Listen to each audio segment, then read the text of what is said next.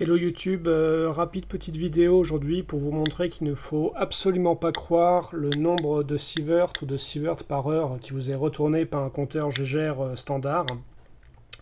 Pourquoi? Là j'ai placé le compteur Gégère auprès du coffre-fort qui héberge mes échantillons.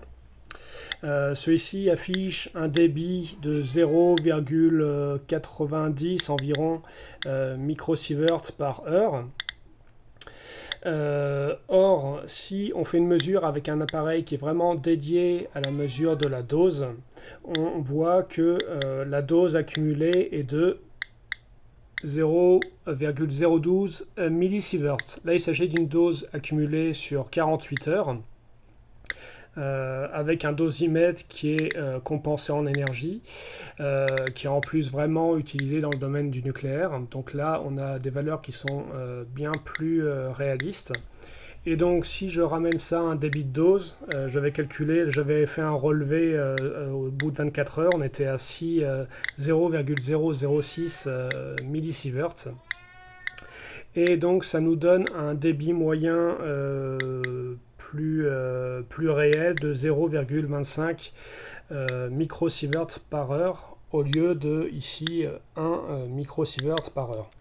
Donc ne croyez pas surtout le nombre de sieverts sur un compteur Gégère qui plus est quand il n'est pas compensé.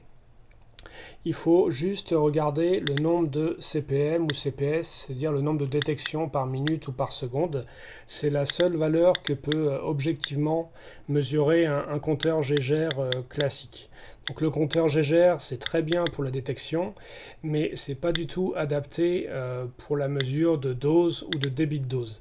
Et donc ne flippez pas quand vous voyez des débits de dose très élevés affichés par un compteur Gégère. Le plus souvent, c'est franchement surévalué.